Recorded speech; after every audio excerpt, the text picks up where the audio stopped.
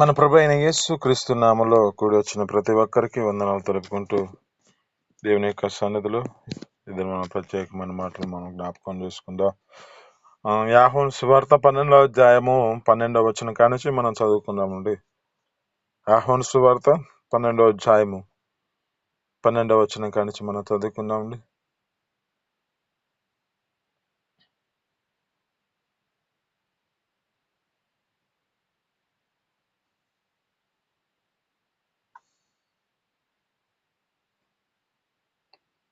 చదువుతున్నారండి?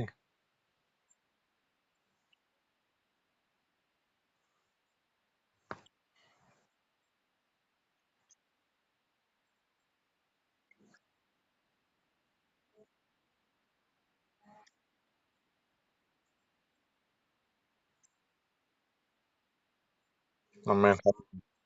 చాలండి. ఇక్కడ ఉన్న మాటలు చాలా జాగ్రత్తగా గమనిస్తే ఇక్కడ ఉన్న ప్రభు అయిన యేసు క్రీస్తు ఆ చుట్టుపక్కల ప్రతి ప్రాంతాల్లో తిరుగుతున్నప్పుడు యెరూషలేము అనే ప్రాంతమునకు వస్తున్న సమయంలో ఆ ఖర్జూరపు మట్టలను తీసుకొని వాళ్ళు ఆ ప్రభువైన యేసుక్రీస్తు ఎదుటకు ఎదుర్కొనబోతూ జయము ప్రభువు పేరట వచ్చు ఇశ్రాయేలు రాజు స్తుతింపబడును గాక అని కేకలు వేస్తున్నారు.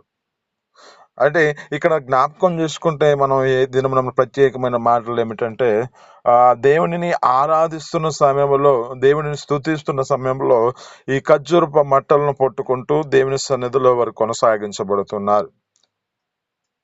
వీటి యొక్క స్థితిని బట్టి జ్ఞాపకం చేసుకుంటే ఎందుకు ఈ ప్రభువు ఈ ఖర్జూర మట్టలు దేవుడు అలాంటి స్థితిలో ఊరేగించటానికి కారణం ఏమిటి అంటే వీటిలో ఒక ప్రత్యేకమైన స్థితి ఏమిటి అంటే జ్ఞాపకం చేసుకుంటే ఈ యొక్క దానికి కనీసం ఆ యొక్క మాటకు జ్ఞాపకం చేసుకుంటే అనేకమైన పేర్లు ఉన్నాయంట వాటికి. ఇది ఖర్జూర వృక్షమును, తమాల వృక్షము, తాళ వృక్షము అంటారంట, సరాల వృక్షము. వీటిని జ్ఞాపకం చేసుకుంటే ఈ ఖర్జూర యొక్క వృక్షము యొక్క ప్రత్యేకమైన స్థితిలో దీనిని దేవుడు ఆ యొక్క ప్రత్యేకమైన స్థితిలో ఆ యొక్క దేవుని సన్నిధిలో ఆరాధిస్తూ ఉన్నారు. జనం అంతా తీసుకొచ్చి ఆ ప్రభువైన యేసుక్రీస్తు ఎదుట ఎదుర్కొని ఆయన ఎదుట ఆయన ప్రభువైన యేసుక్రీస్తు ప్రభు పేరిట వచ్చువాడు ఇశ్రాయేలు రాజు స్తుతింపబడును గాక అని కేకలు వేస్తున్నారు. ఇక్కడున్న ఈ మాటలు బట్టి జ్ఞాపకం చేసుకుంటే ఇది ఒక ప్రత్యేకమైన స్థితిలో ఆయనని ఆరాధించడానికి కారణమవుతుంది. అయితే ఇక్కడ ఉన్న మాటను బట్టి జ్ఞాపకం చేసుకుంటే ఖర్జూర వృక్షము, ఈ ఖర్జూర మట్టలు జ్ఞాపకం చేసుకుంటూ పట్టుకుంటూ ఆ దేవుని సన్నిధిలో ఆరాధిస్తూ ఉన్నారు. ఆ ప్రభు అయిన యేసుక్రీస్తు ఒక గాడిద మీద ఎక్కి అనేక మంది యొక్క జీవితాలలో ఆ స్థితిని బట్టి నడిపించబడుతున్న సమయంలో ఆయన కొరకు ఒక ప్రత్యేకమైన స్థితిలో అనేకమైన గొడ్డలు పరుపు ఆ యొక్క నడుస్తున్న ఆ ప్రదేశంలో ఆ యొక్క గొడ్లన్నిటిని పరుస్తూ ఉన్నారు. ఇలాగా ఆరాధించుటకు కారణం ఏమిటంటే ఆ యెరూషలేములో తమ యొక్క జీవితాలలో జ్ఞాపకం చేసుకుంటే యెరూషలేమునకు సాదృశ్యం ఏమిటంటే ఆ యెరూషలేమునకు ఆ యొక్క పోలికగా చెప్పుకుంటే అది దేవుని యొక్క సన్నిధి. ఈ దేవుని యొక్క సన్నిధిలో ఏం చేయాలి అంటే దేవుని యొక్క సన్నిధిలో స్తుతించేవారుగా మార్చబడాలి. ఈ యొక్క జీవితాల్లో జ్ఞాపకం చేసుకుంటే వీరు విశ్వాసముతో ఆ దేవుని ఎదుటికి వచ్చి ఆ యొక్క దేవునిని ఆరాధించగలుగుతున్నారు. ఈ ఖర్జూర మట్టముకు జయమునకు ఏ విధమైన స్థితిని జ్ఞాపకం చేస్తుందంటే ఇది సంతోషకరమైన స్థుతి, ఇది ఒక సంతోషకరమైన సూచనగా కనబడుతున్న స్థితి కనబడుతుంది. వారి జీవితాలలో ఎంత ఆనందం ఉన్నదో వారి ఎదుట ప్రభువైన యేసుక్రీస్తు ఎదుట ఖర్జూరపు మట్టలు పట్టుకుంటూ ఆనందముతో గంతులు వేస్తూ ఆ దేవుని సన్నిధిలో యెహోవా పేరిట వచ్చువాడు స్తుతింపబడును గాక, ఇశ్రాయేలు రాజు స్తుతింపబడును గాక, దావీదు యొక్క కుమారుడు ఇది యొక్క స్థితిని బట్టి స్తుతించబడును గాక అని కేకలు వేస్తూ ఉన్నారు కదా. ఇది మనం మీతో మాట్లాడుతున్న మాటలు బట్టి యెరూషలేము అనగా ఈ యొక్క యెరూషలేములో దేవుని యొక్క సన్నిధి. ఈ యొక్క యెరూషలేమును జ్ఞాపకం చేసుకుంటే లేఖనాలు సెలవిస్తూ ఉంటాయి. యెషయా గ్రంథంలో 66వ అధ్యాయము 13వ వచనంలో ఉంటాడు. అక్కడ ఉన్న మాట జ్ఞాపకం చేసుకుంటే ఒక్కని తల్లి వారిని ఆదరించినట్లు నేను మిమ్మల్ని ఆదరించేదను. యెరూషలేములోనే మీరు ఆదరించబడుదురు అంటూ ఉన్నాడు. అంటే ఆ యెరూషలేములో మన జీవితాలలో దేవుని యొక్క సన్నిధిలో ఆదరించగలిగిన ఆ దేవుని యొక్క సన్నిధిలో మనం ఏం చేయాలంటే దేవునిని స్తుతించేవారుగా మనం మార్చబడాలి. ఆమేన్. హల్లెలూయా. ఇక్కడ ఇక్కడ జ్ఞాపకం చేసుకుంటే ఒకటి సాదృశ్యము ఏమిటంటే ఈ శ్వాసములో ఈ జీవముతో మనం నింపబడిన వారమై ఆ దేవుని యొక్క సన్నిధిలో విజయోత్సవంతో మనం ఆయనని ఎదుర్కొనుటకు మనం కొనిపోబడు విధంగా మనం మార్చబడాలి. ఆ దేవుని సన్నిధికి వెళ్ళే విధంగా మనం మార్చబడాలి. అక్కడ అంటున్నమాట వారు ఏం చేస్తున్నారంటే ఆ ప్రభువైన యేసుక్రీస్తును ఎదుర్కొనపోయి జయము ప్రభు పేరట వచ్చువాడు ఇశ్రాయేలు రాజు స్తుతింపబడును గాక అంటున్నారు. అంటే మనము ఆయన సన్నిధికి వెళ్ళినప్పుడు ఆయనను మనం జీవితాలలో ఆ సంతోషకరముగా ఆయన సన్నిధిలో ఆరాధించేవారుగా మనం మార్చబడాలి.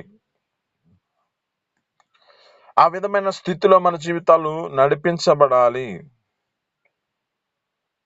ఇక్కడ మన జీవితాలలో ఏ విధంగా నడిపించబడుతున్న స్థితిలో గుర్తు చేసుకుంటూ ఆ యెరూషలేము సన్నిధికి ఆ దేవుని యొక్క సన్నిధికి మనం వెళ్తున్నప్పుడు ఎలా ఉంటున్నాం మన జీవితాల్లో అంత సంతోషముతో దేవుని సన్నిధిలో గంతులు వేస్తూ ఆ దేవుని యొక్క నామమును స్మరించగలుగుతూ ఉన్నామా లేదా మన జీవితాలలో అక్కడ ఉన్న ఆ యొక్క జీవితాలలో జ్ఞాపకం చేసుకుంటే ఎదుర్కొనబోయి ఆ ప్రభువైన యేసుక్రీస్తుని ఎదుర్కొని ఆ ప్రభువైన యేసుక్రీస్తుని ఎదుర్కొన్న సమయంలో ఆ దేవుని యొక్క సన్నిధిలోనికి వెళుతున్న సమయంలో ఎలాంటి స్థితిలోనికి వచ్చారు వారు గొప్పగా సంతోషకరమైన స్థితి ఒక సంతోషకరమైన సూచన అక్కడ ఆనందముతో సంతోషముతో ఆ మట్టలను పట్టుకొని ఆ యొక్క ఖర్జూరపు మట్టలను పట్టుకొని ఆ విధమైన స్థితిలో నడిపించబడుతూ ఉన్నారు.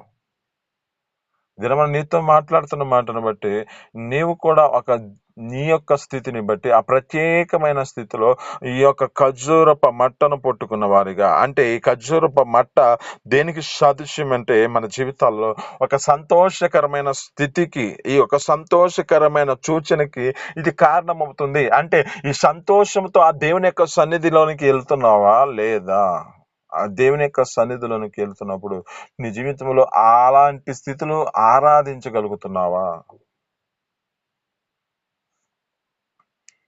ఒక వ్యక్తిగా ఉన్నాడు కదా జ్ఞాపకం చేసుకుంటే 10 మంది కుష్ఠరోగులు ఒక వ్యక్తి ఏ విధమైన స్థితిలో ఉన్నాడు కనపడుతున్న స్థితిని జ్ఞాపకం చేసుకుంటే అతను సంతోషముతో మరలా దేవుని సన్నిధికి వచ్చాడంట. ఆ ప్రభువైన యేసుక్రీస్తు యొద్దకు వచ్చాడు.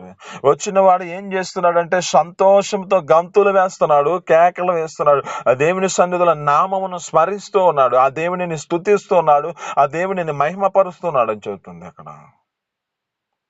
అంటే ఆ దేవుని సన్నిధికి వెళ్ళినప్పుడు మన జీవితాలలో ఏం చేయబడాలంటే ఆ దేవుని ఎదుటికి మన జీవితాలు ఎదుర్కొనబడినప్పుడు మనము స్తుతించేవారుగా మహిమపరిచేవారుగా ఆ ఘనపరిచేవారుగా మన జీవితాలు ఉండాలి. ఈ ఖర్జూరపు మంటలోకి దేనికి సాదృశ్యం అంటే మన జీవితాలలో ఒక సంతోషకరమైన సూచనకి ఇది సాదృశ్యం ఉన్నది. ఆ ప్రభువైన నీ రాజు నీ ఎదుటికి వస్తున్నాడు, సాత్వికుడై ఒక గాడిద పిల్ల మీద వస్తున్నాడు అని చెబుతుంది బైబిల్. మరి ఆయనను వచ్చినప్పుడు ఆయన జీవితంలో మన యొక్క జీవితాల్లో జ్ఞాపకం చేసుకుంటే ఆయన ఎదుర్కొని పోతున్నప్పుడు మన యొక్క జీవితాలలో సంతోషకరమైన వార్త మన జీవితాల్లో మన యొక్క స్థితిని బట్టి గ్రహించి ఆ విధమైన స్థితిలో ఆనందించగలుగుతున్నామా లేదులే అని ప్రతి ఆదివారం వెళ్ళినట్లుగా మన జీవితాలు నడిపించబడుతున్న పరిస్థితి ఉన్నదా? ఒక ప్రత్యేకమైన స్థితిలో మన ప్రభు అయిన యేసుక్రీస్తు నీ కొరకు నా కొరకు ఆయన తన జీవితంలో ఎంతగా తన యొక్క శిలువ రక్తంను పొంది తన జీవితంలో ఏ విధమైన స్థితిలోనికి తీసుకొస్తున్నాడో అన్నిటిని మనం గుర్తు చేసుకుంటే ఎలాంటి స్థితిలో మన రాజు మన ఎదుటికి వస్తున్నాడు, సాత్వికుడై దీన మనసు గలవాడై మన ఎదుటికి వస్తున్నాడంట. మరి నీ రాజు నీ ఎదుటికి వచ్చినప్పుడు నువ్వు ఏ విధంగా సిద్ధపాటు కలిగి ఉంటావు? నీ రాజు నీ ఎదుటికి వచ్చినప్పుడు నువ్వు ఏ విధమైన స్థితిలో నడిపించబడతావు? ఆయన సంతోషముతో ఆయన ఎదుటకు మన జీవితాలు నడిపించబడాలి కదా. ఈ సంతోషకరమైన స్థితిలో మన జీవితాలు నడిపించుకోవాలి కదా. ఇక్కడ మన జ్ఞాపకం చేసుకుంటే లేఖనాలు చెబుతూ ఉంటాయి. ఇంకా జ్ఞాపకం చేసుకుంటే ఈ ఖర్జూర వృక్షములో యొక్క స్థితిని బట్టి ఒక సౌందర్యముగా మన జీవితాలు నడిపించబడిన వారిగా మార్చబడాలి. ఒకటి ఆ సంతోషముతో ఆయన ఎదుటికి వెళ్ళిన వారిగా మార్చబడాలి. 2, మన జీవితాల్లో ఒక సౌందర్యవంతులుగా ఆ ప్రభువైన యేసుక్రీస్తు సాత్వికుడై దీన మనసు గలవాడై ఆయన వస్తూ ఉన్న సమయంలో ఆయన ఎదుర్కొనబోవడానికి మన జీవితాలలో ఆకర్షించినట్లుగా మన యొక్క స్థితిని బట్టి ఆ సౌందర్య స్థితిలోనికి వెళ్ళేవారుగా. అంటే ఇది ఒక ఆత్మీయత అర్థం చేసుకుందాం. నీతి యథార్థతను మనం అలంకరించుకున్న వారిగా మార్చబడాలి. లోక సౌందర్యం కాదు. లోక సౌందర్యంలో అనేక మంది వారి జీవితాల్లో ఇప్పుడు సంతోషకరంగా వెళ్తూ ఉంటారు. అనేకమైన కొత్త గుడ్డలు వేసుకుంటూ నడిపించబడతారు. ఇది కాదు సౌందర్యం. మన జీవితాలలో ఒక నీతి యథార్థతను మనం ధరించుకుని వారమై, అక్కడ అంటాడు, ఒక లేఖనాలు చదువుతూ ఉంటాడు, యెషయా గ్రంథంలో అంటాడు, నీతి నన్ను వస్త్రముగా, ఆ యొక్క వస్త్రముగా నన్ను ధరించుకుంది. ఈ వస్త్రమును నా నీతిగా ఈ యొక్క వస్త్రము నన్ను ధరించుకుందని చెబుతున్నాడు. అంటే ఆ నీతి మనల్ని ధరించుకోవాలి. ఈ ధరించిన స్థితిలో మనం నడిపించబడిన వారమై ఆయన ఎదుటకు వెళ్ళినప్పుడు ఆ యొక్క సౌందర్యవంతులుగా మన జీవితాలు నడిపించబడాలి.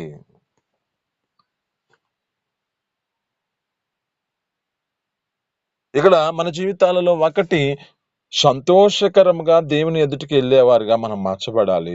2, మన జీవితాల్లో ఒక సౌందర్యవంతులుగా మన జీవితాలు నడిపించబడుతూ ఆయన ఎదుటికి వెళ్ళాలి. సాత్వికుడై దీన మనసుడై ప్రభువైన యేసుక్రీస్తు వస్తున్న సమయంలో ఆయనను ఎదుర్కొనబోతున్న మన జీవితాలలో ఈ నీతి యథార్థత కలిగిన భక్తిని మన యొక్క హృదయాల్లో ఎంపుకుంటూ ఆ సౌందర్యమును మనం ధరించుకున్న వారిగా మనం మార్చబడాలి.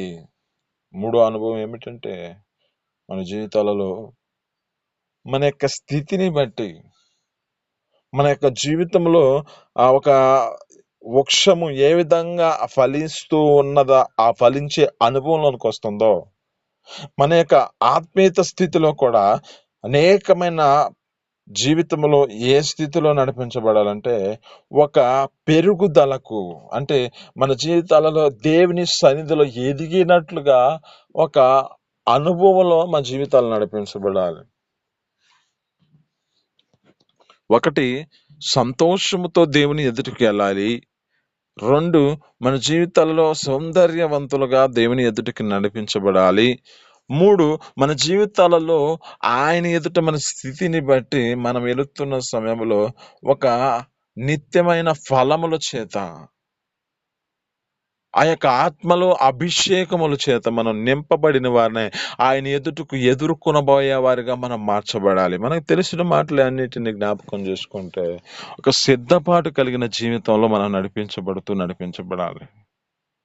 మత్తయి సువార్తలో 25వ అధ్యాయంలో ఉంటుంది. ఏమంటుంది అంటే, ఇక్కడ 10 మంది కన్యకలున్నారు, ఎదుర్కొనబోతున్నారు. పెళ్లి కుమారుని అయిన ప్రభువైన యేసుక్రీస్తు వస్తున్న సమయంలో ఆయన ఏ విధంగా వస్తున్నాడో కనబడుతుంది. ఇక్కడ జ్ఞాపకం చేసుకుంటే, ఈ 10 మందిలో బుద్ధి కలిగిన వారు తమ జీవితాలలో ఆ దివిటలలో నూనె అన్నది, ఆ యొక్క సిద్ధలలో నూనె అన్నది, ఆ దివిటిలో నూనె ఆరిపోతే సిద్ధలలో నూనె కూడా సిద్ధపరచుకున్నారు. అయితే వీరికి సిద్ధపాటు కలిగి ఉన్నారు. ఈ సిద్ధపాటులో వారి జీవితాలలో అభిషేకం చేత నింపుకుంటూ నిత్యము వారి జీవితాలలో ఒక అభివృద్ధికరమైన వారిగా నడిపించబడుతున్న స్థితి కనబడుతుంది. వీరికేమో కొరత కనబడుతుంది, బుద్ధి లేని కన్యకలకు. ఇప్పుడు అడుగుతున్నారు కదా, మాకు కావాల్సిన నూనె మాకు కూడా కొంచెం ఇవ్వండి, మీ నూనె మాకు కొంచెం ఇవ్వండి, మాకు అయిపోతుంది అని చెప్పి, మాకు సరిపోదు, మీరు వెళ్ళిపోండి అని చెప్తున్నాను, కొనుక్కోబడండి అని చెప్తున్నాను. ఈ స్థితిని బట్టి ఎప్పుడైతే వీరు బయటికి వెళ్ళిపోయారో అప్పుడే ఆ యొక్క దేవుని యొక్క స్వరం, ఆ యొక్క పెళ్లి కుమారుని యొక్క స్వరం వినగానే వీరు పరిగెత్తుకుంటూ ఆయన ఎదుటికి రాగా అక్కడ తలుపు వేయబడిందంట. ఇతను నీతో మాట్లాడుతున్న మాటను బట్టి నీ జీవితంలో 3వదిగా పెరిగే ఆ యొక్క అభివృద్ధి పొందుతూ ఆ సిద్ధపాటు కలిగిన వారిగా మనం నడిపించబడాలి. ఆయన ఇప్పుడే రాళ్లే అని అనేక మంది యొక్క జీవితాల్లో సందేహపడుతూ తమ యొక్క జీవితాలు ఏం చేస్తున్నారంటే, నడిచే నడకనంతటను వారి జీవితాల్లో ఫలించే అనుభవం లేని పరిస్థితిలోకి వచ్చి వారి జీవితాల్లో ఏ విధమైన స్థితిలో నడిపించబడుతున్నారంటే, ఉండటానికి ఏ విధమైన స్థితిలో అక్కడ జ్ఞాపకం చేసుకుంటే ఆ యొక్క చెట్టును చూడగా దానికి ఫలములు లేవని చెబుతున్నాడు. ఫలములు లేని పరిస్థితులు కనబడుతున్నాయి. మన జీవితాల్లో ఫలించే అనుభవంలోనికి, ఆ పెరిగే అనుభవంలోనికి మన జీవితాలు నడిపించబడాలి. మన జీవితాలలో ఈ విధమైన స్థితిలో నడిపించబడుతున్నామా లేదో గుర్తు చేసుకుందాం. ఈ 3 మాటలు మన జీవితాలలో ఏ విధమైన స్థితిలో కలుగజేస్తున్నదో, ఆయనని ఎదుర్కొనబోయేటప్పుడు మన జీవితాలు ఏ విధంగా సంతోషకరంగా ఒకటి ఉండాలో, అలాగే ఆయనని ఎదుర్కొనబోయిన వారు మన జీవితాల్లో ఒక సౌందర్యవంతులుగా మన జీవితాలని ఆ నీతితో యథార్థతని వెంబడిస్తూ నడిపించబడిన వారిగా, ధరించుకున్న వారిగా మనం నడిపించబడాలి. 3 మన జీవితాలలో పెరిగే అనుభవం, ఫలించే అనుభవంలోనికి, ఆత్మీయత స్థితిలో మన జీవితాల్లో ఒక సిద్ధపాటు కలిగి మన యొక్క అభివృద్ధిని ఆ యొక్క అభిషేకము చేత నింపుకుంటూ నిత్యము ఆయన యందు పెరిగే వారిగా మన జీవితాలు నడిపించబడాలి. ఒక సమూయేలు అంటున్నాడు, సమూయేలు గురించి అంటుంది, బాలుడగు సమూయేలు దేవుని దయంతో మనుషుల దయంతో వర్ధిల్లుచూ ఉండెను అని చూస్తుంది. మన ప్రభు అయిన యేసుక్రీస్తును కూడా అక్కడ అంటాడు, మనుషుల దయందు దేవుని దయందు వర్ధిల్లుచూ ఉన్నాడు అంటుంది. అలాంటి వర్ధిల్లుతూ మనం పెరిగే అనుభవంలోనికి, ఫలించే అనుభవంలోనికి మన జీవితాలు నడిపించబడాలి. ఈ మాటలు మీ నికుడిలో దీవించి ఫలించును గాక. చిన్ని ప్రార్థన. పరిశుద్ధుడా, జీవాధిపతి, ఆశ్చర్యకరుడా, మహోన్నతుడానికి స్తోత్రాలు. మీ అపారమైన ప్రేమ చేత ఈ దినమున నా తండ్రి ప్రత్యేకమైన మాటలు బట్టి నీ స్తోత్రాలు నా తండ్రి. ఈ దినమున నా తండ్రి మాటలు ఆదివారంగా ప్రత్యేకంగా అయ్యా మాతో మాట్లాడిన మాటను బట్టి నీ స్తోత్రాలు నా తండ్రి. అయ్యా ఈ ఖర్జూర వృక్షం యొక్క జీవితాలలో నా తండ్రి మాకు అయ్యా ప్రత్యేకమైన స్థితిని కలుగ చేసిన దాన్ని బట్టి నీ స్తోత్రాలు తండ్రి. ఇది సంతోషకరమైన సూచనగా ఉంది కనుక మా జీవితాలలో సంతోషంతో నీ ఎదుటకు మేము వచ్చి ఎదుర్కొనబోయే కృపను మాకు దయచేయండి. అయ్యా మీ కృపలో నిలబెట్టుకోండి నా తండ్రి. అయ్యా నా తండ్రి నీ సన్నిధికి వచ్చినప్పుడు, అయ్యా నీ యొక్క నా తండ్రి నిన్ను ఎదుర్కొనబోయినప్పుడు నా తండ్రి మా జీవితాలు నా తండ్రి అయ్యా నా తండ్రి ఒక సౌందర్యవంతురాలుగా మా జీవితాలు నడిపించబడి కృపలో నిలబెట్టుకుని బలపరచండి. నీకు స్తోత్రాలు తండ్రి. అయ్యా నా తండ్రి అలాగనే నా తండ్రి మా జీవితాలలో ఒక ఫలించే అనుభవంలోకి వచ్చి సిద్ధపాటుతో మా జీవితాలు నేను ఎదుర్కొని పోయే కృపను మాకు దయచేసి మీ సన్నిధిలో నిలబెట్టుకోమని, నీకే మహిమ ఘనత ప్రభావాలు తెచ్చుకోమని యేసు పరిశుద్ధ నామమున పొందుకొని జీవిస్తున్నాను తండ్రి. ఆమేన్.